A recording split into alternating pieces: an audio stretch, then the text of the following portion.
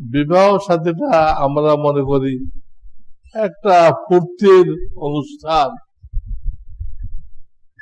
শরিয়াতে এটা জবরদস্ত নেকি, ইবাদত।